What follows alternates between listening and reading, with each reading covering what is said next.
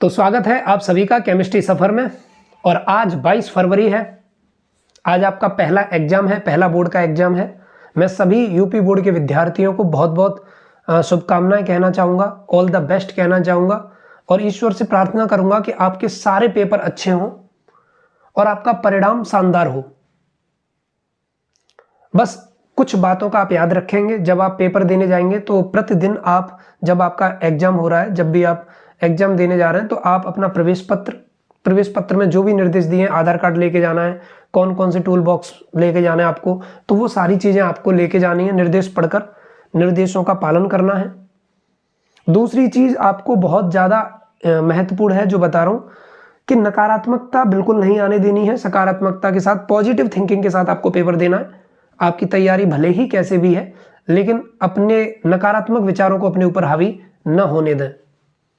मैं ईश्वर से यही प्रार्थना करता हूं कि आपके सारे पेपर शानदार हों, बहुत अच्छा आपका परिणाम आए, बहुत अच्छा रिजल्ट आए जो भी आपने तैयारी करी है। और एक बात और, ये मैं पर्सनली आपसे कहना चाह रहा हूं कि जब हम एग्जाम देने जाते हैं, 3-3 लड़के, 4-4 लड़के बाइक पर एक साथ चलते हैं, तो इस तरीके से आपको नहीं चलना है।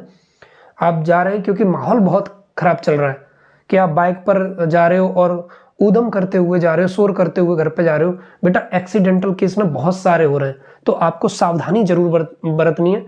आपको रोड क्रॉस करना है तो देख के करना है। बहुत सारी बातें हैं जिनका आपको याद रखना है ना। तो आपको विशेष तौर पर समय से अपने घर पहुंचना है, ताकि मम्मी पापा भी चिंता करते हैं, तो आपको समय से घर पहुंच के आपको अगले पेपर की तैयारी करनी है। तो बहुत सारी चीजें हैं जिनका आपको ध्यान रखना है। तो I wish you all the best to all of you my dear students. तो आज की क्लास में मैं आपको बताने वाला हूं न्यूमेरिकल्स के लिए महत्वपूर्ण सूत्र।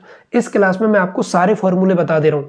फिर मैं अगली वीडियो जो बनाऊंगा उसमें मैं आपको न्यूमेरिकल कराऊंगा कि कौन कौन से न्यूमेरिकल हैं जो बोर्ड एग्जाम में आएंगे।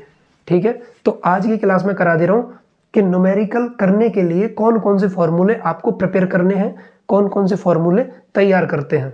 ठीक है, तो वो सारी चीजें हम देखते हैं। देखिए, केमिस्ट्री में 3 चैप्टर, कितने चैप्टर केमिस्ट्री में? 3 चैप्टर। एक तो पहला मैं यहां पर लिखूंगा, देखना जरा। एक तो पहला चैप्टर है विलियन, जिसे मैंने कहा भाई सॉल्यूशन। मैंने क्या कहा? सॉल्यूशन। ध्यान से देखना एक एक चीज को, है ना। और कॉपी पेन ले लेना, क्योंकि आज की वीडियो में मैं आपको सारे फॉर्मूले लिखाने वाला हूं। दूसरा अगर मैं बात करूं, दूसरा चैप्टर जो है वो है वैद्युत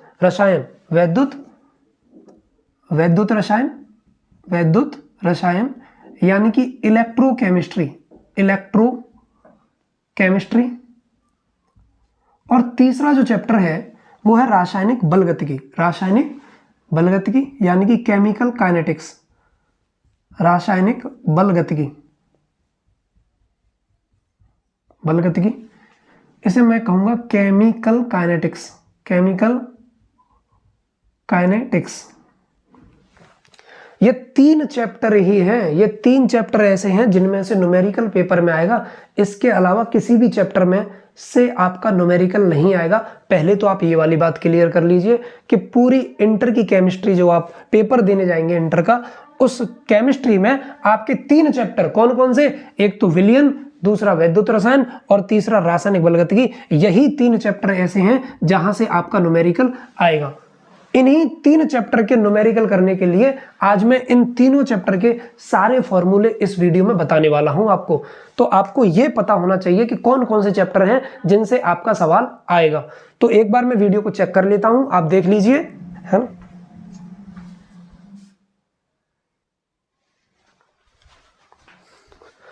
तो चलिए, सबसे पहले मैं आपको फॉर्मूले लिखा दे रहा हूं। देखिए, मैं सारे फॉर्मूले लिखाने वाला हूं। तो सबसे पहले फॉर्मूले हम विलियन के लिख लेते हैं। चलिए, तो मैं इनको हटा देता हूं, इरेज कर देता हूं इनको। तो मैं विलियन वाले चैप्टर के सारे फॉर्मूले आपको लिखा दे रहा हूं।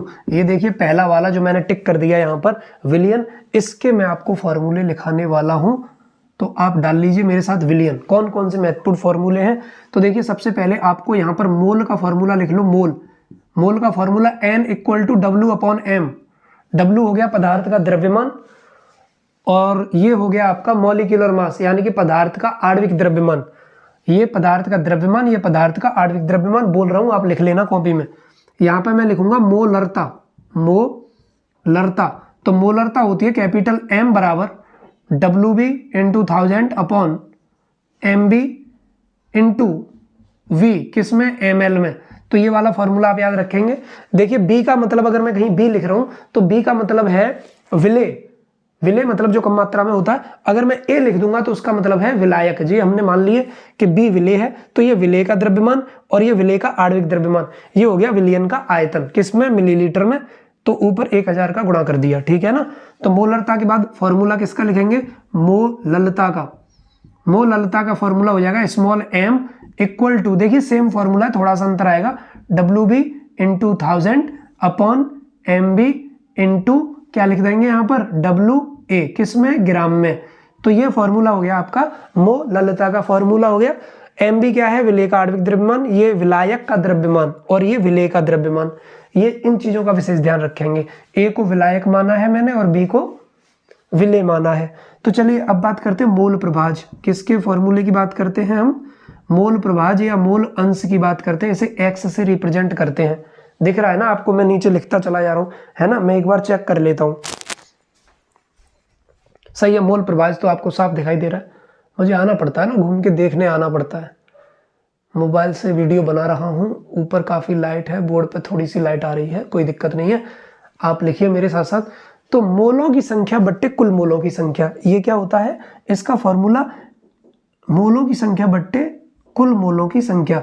ये विलेय के मोल हो गए, ये विलेय के और विलायक के लिए बड़ी एन बना दी, तो विलेय के मोल और विलायक के और विलेय के दोनों के। तो विलेय के यहाँ पे लिखा मोलों की संख्या बट्टे कुल मोलों की संख्या, इन दोनों का अनुपात ही क्या कहलाता है, मोल प्रभाज। यानी कि मोलों की संख्या तथा कुल मोलों की संख्या के अनुपात को हम क्या कहते हैं, मोल प्रभाज कहते हैं। तो देखिए सबसे पहले मैंने आपको एक फॉर्मूला लिखा दिया मोल, दूसरा फॉर्मूला मोलरता, तीसरा मोललता और चौथा फॉर्मूला मैंने आपको लिखा दिया मोल प्रभाज का, ठीक है ना, कोई दिक्कत नहीं है। अब मैं अगला फॉर्मूला जो आपको लिखा रहा हूँ, पहले सारे फॉर्मूले लिखा दे रहा हूँ इस वीडियो में, आपको दिक्कत नहीं होनी चाहिए पहले, है ना। नॉर्मलता का फॉर्मूला लिख लो, किसका, नॉर्मलता। तो नॉर्मलता का फॉर्मूला क्या हो जाएगा, कैपिटल एन इक्वल टू, देखिए यहीं से हम देखो W B into 1000, W B into 1000 upon, बिल्कुल यही फॉर्मूला, एम बी की जगह हम लिख देंगे ए बी इंटू यहाँ पे लिखेंगे वी एम एल में। तो ये हमारा हो गया फॉर्मूला नॉर्मलता का। ए बी क्या है सर, ए बी क्या है, विलेय का तुल्यांकी भार, विलेय का तुल्यांकी भार, इक्विवेलेंट मास ऑफ सॉल्यूट, ये आप लिख लेना। तो चलिए जल्दी से आप पहले इन 5 फॉर्मूलों का स्क्रीनशॉट ले लीजिए, फिर मैं आगे और फॉर्मूले लिखाता हूं। ये फॉर्मूले इसी चैप्टर के हैं, विलयन के, ठीक है, जल्दी लिख लो।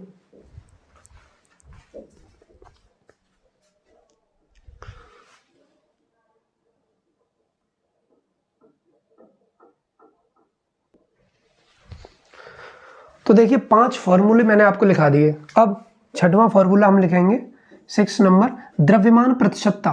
द्रव्यमान प्रतिशतता, प्रतिशतता का हम फॉर्मूला पढ़ लेंगे, यानी कि मास परसेंटेज इसे बोलेंगे, मास परसेंटेज। तो मास परसेंटेज, द्रव्यमान प्रतिशतता का फॉर्मूला क्या होगा, देखेंगे percent small W upon capital W से इसे रिप्रेजेंट करते हैं। फॉर्मूला हो जाएगा W B upon W A plus W B into कितना कर देंगे, 100 ग्राम, 100 ग्राम, ये इसका फॉर्मूला हो जाएगा, ये वाला इसका फॉर्मूला हो जाएगा। चेक कर लेता हूँ एक बार, है ना, यही है, हाँ दिखाई दे रहा है, बिल्कुल सही है। तो द्रव्यमान प्रतिशतता में हमने क्या कर दिया, डब्ल्यू बी कर दिया।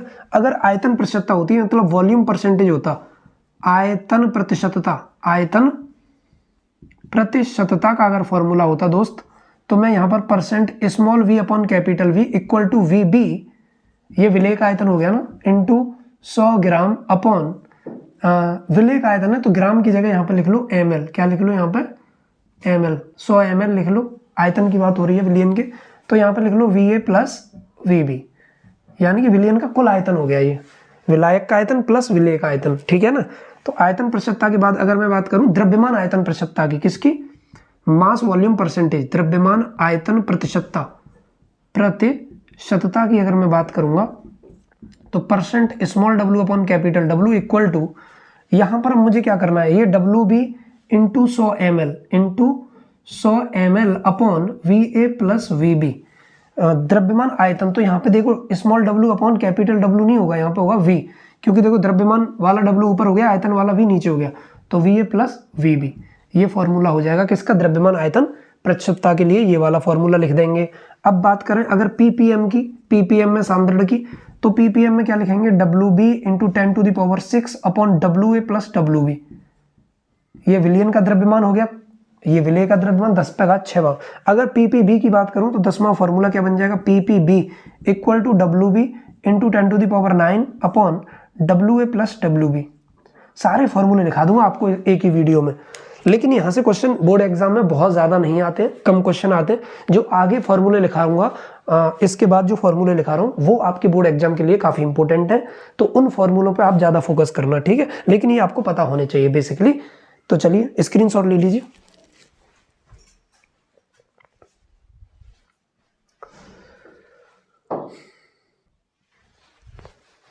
अब देखिए 10 फॉर्मूले मैंने आपको करा दिए, कितने करा दिए, 10। इसी चैप्टर में 10 फॉर्मूले करा दिए बेसिक। अब जो 11वां फॉर्मूला करा रहा हूँ, इसी चैप्टर में 11वां फॉर्मूला करा रहा हूँ, ये काफ़ी इंपॉर्टेंट है। जैसे मैंने यहाँ पे लिखा क्वथनांक में उन्नयन, क्या लिखा मैंने, क्वथनांक में उन्नयन। तो क्वथनांक में उन्नयन होता है डेल्टा टीबी, क्या होता है, डेल्टा टीबी। मैं इस पर लिखूंगा इंपॉर्टेंट है भाई, पेपर के लिए इंपॉर्टेंट है, ये वाला फॉर्मूला आपको सब पे आना चाहिए। तो एक तो फॉर्मूला होता है इसका delta TB equal to KB into WB into 1000 upon MB into WA। देखिए एक फॉर्मूला तो ये होता है जो आपको याद होना चाहिए, ये वाला फॉर्मूला मैं ऐसे करके बॉक्स में बंद कर दे रहा हूँ। ये वाला फॉर्मूला काफ़ी इंपॉर्टेंट है, डेल्टा टीवी बराबर KB into WB into 1000 upon MB into WA। ये है क्वथनांक में उन्नयन का, ठीक है। कोई दिक्कत नहीं है। अच्छा जी, यहाँ पर एक और फॉर्मूला होता है इसका, delta TB equal to TB minus TB nought. तो TB विलयन का आयतन है, विलयन का क्वथनांक बोल सकते हैं। ये शुद्ध विलायक का क्वथनांक है, ये विलयन का क्वथनांक है, यहाँ पर लिख दे रहा हूँ, ये है विलयन का क्वथनांक, विलयन का क्वथनांक। और ये है हमारा शुद्ध विलायक का क्वथनांक, शुद्ध विलायक का क्वथनांक। और इसकी वैल्यू हमेशा आप याद रखेंगे 373 केल्विन लगभग। कितनी याद रखेंगे, तो न्यूमेरिकल में दी नहीं होती तो आप डायरेक्ट याद कर लो, इसकी वैल्यू कितनी है, 373 केल्विन। क्वथनांक में उन्नयन के बाद 12वां फॉर्मूला आप यहीं से हिमांक में अवनमन का लिख सकते हो, डिप्रेशन इन फ्रीजिंग पॉइंट, हिमांक में अवनमन।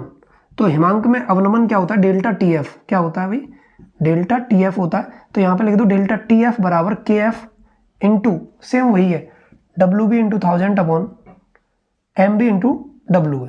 इन पर न्यूमेरिकल बोर्ड एग्जाम में आ जाता है। ये हिमांक में अवनमन का हो गया फॉर्मूला।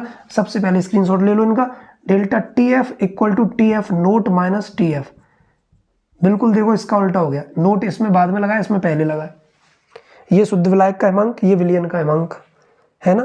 तो शुद्ध विलायक का हिमांक, विलयन का हिमांक, ये लिख लेना। ये दोनों फॉर्मूले मैं चेक कर लेता हूँ, स्क्रीनशॉट ले लो।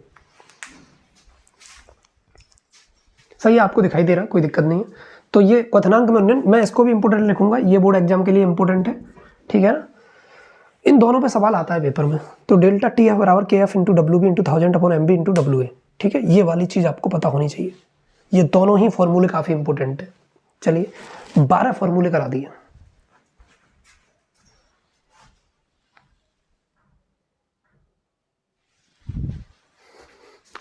अब इसी का 13वां फॉर्मूला देख लीजिए, परासर दाब का ऑस्मोटिक प्रेशर। परासर दाब का फॉर्मूला देख लीजिए, ऑस्मोटिक प्रेशर। ऑस्मोटिक प्रेशर का फॉर्मूला देखिए क्या होता है भाई, pi equal to WRT upon MV। ये वाला फॉर्मूला होता है परासर दाब का, काफी इंपॉर्टेंट है। यदि if V equal to 1 litre हो, अगर V 1 लीटर है तो क्या हो जाएगा, pi equal to WRT upon M हो जाएगा। इसको ही आप याद रखेंगे, ये काफ़ी इंपॉर्टेंट फॉर्मूला है, ये वाला फाइनल फॉर्मूला मैं ऐसे कह सकता हूँ, या मैं ऐसे पाई इक्वल टू CRT भी लिख सकते हैं। आप याद रखेंगे R की वैल्यू आपको देगा नहीं, T ताप हो गया, W पदार्थ का द्रव्यमान, ये आणविक द्रव्यमान। R क्या है, R क्या है, गैस स्थिरांक। गैस स्थिरांक है जिसका मान फिक्स रहेगा 0.0821 लीटर एटमॉस्फेयर पर केल्विन पर मोल, लीटर वायुमंडल प्रति केल्विन प्रति मोल। तो देखेंगे ये वाला गैस स्थिरांक, इसकी वैल्यू ये वाली फिक्स रहेगी 0.0821। परासर दाब का फॉर्मूला पाई बराबर WRT अपॉन M। तो R की वैल्यू ये रही, W, M और T ये आपको दिया होगा, M आप निकाल लेंगे। तो ये सारी चीजें आपको पता होनी चाहिए। 13वां फॉर्मूला पराशर दाब, स्क्रीनशॉट ले लो।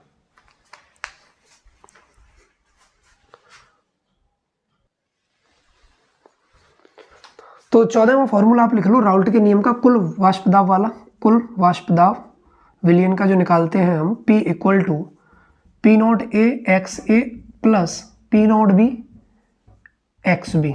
ये फॉर्मूला भी आ जाता है, काफ़ी अच्छा ये वाला फॉर्मूला, तो आपको ये वाला भी पता होना चाहिए, है ना। तो अब 14 फॉर्मूले बता दिए। इन 14 में मैं आपसे कहूँगा कि आपको डेल्टा टी बी वाला जो मैंने बताया है अभी, डेल्टा टी एफ वाला जो मैंने अभी बताया है आपको, 2 हो गए, एक पाई बराबर यानी कि क्वथनांक में उन्नयन, हिमांक में अवनमन, पराशर दाब, और आपको जो मैंने मोलरता मोललता ये बताए थे ना, मोलरता मोललता छोटी एम है ना, नॉर्मलता मोल प्रभाज एक्स, यहाँ से आपका न्यूमेरिकल मिल जाएगा। इनके फॉर्मूले आपको जरूर पता होना चाहिए, 1 2 3 4 5 6 7, ये 7 फॉर्मूले से बोर्ड एग्जाम में आता है क्वेश्चन न्यूमेरिकल। तो ये 7 फॉर्मूले आपको पता होने चाहिए हर हालत में। ये मैंने विलियन के सारे फॉर्मूले आपको करा दिए जो बोर्ड एग्जाम के लिए ज़्यादा महत्वपूर्ण है, ठीक है। तो ये सारे पता होने चाहिए। अब मैं विलियन के बाद दूसरे चैप्टर यानी कि वैद्युत रसायन के फॉर्मूले बता दे रहा हूँ। चलिए,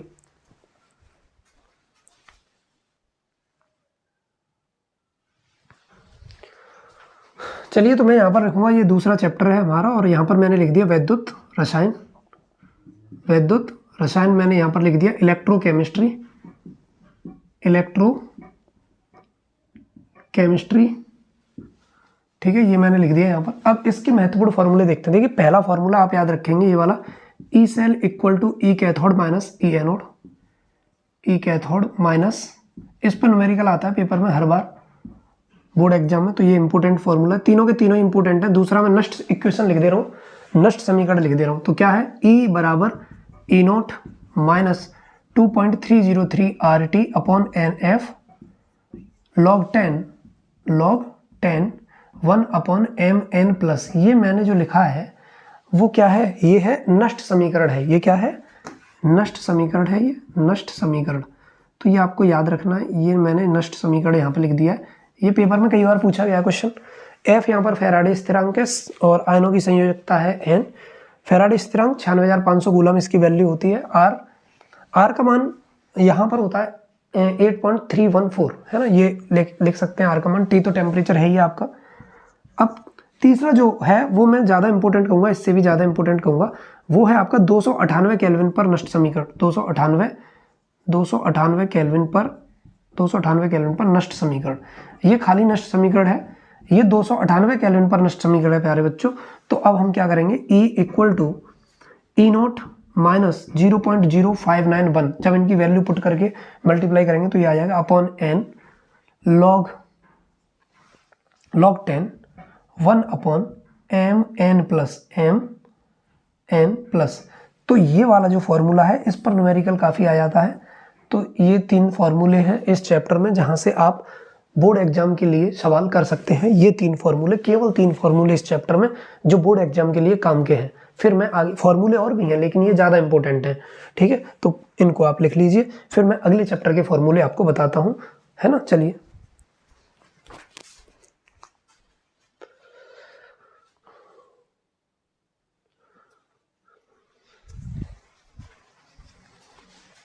तो चलिए अब बात करता हूँ तीसरे चैप्टर की, यानी कि क्या था तुम्हारा, रासायनिक बलगतिकी।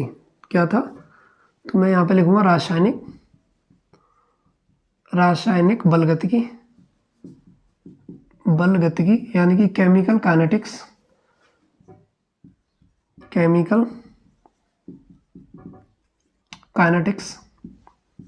अब इसमें कौन कौन से फॉर्मूले इंपॉर्टेंट हो सकते हैं चैप्टर में, तो देखिए पहला फॉर्मूला क्या है, प्रथम कोटि की अभिक्रिया का फॉर्मूला आप याद रखेंगे। इसी से सबसे ज़्यादा सवाल आते हैं, प्रथम कोटि की अभिक्रिया।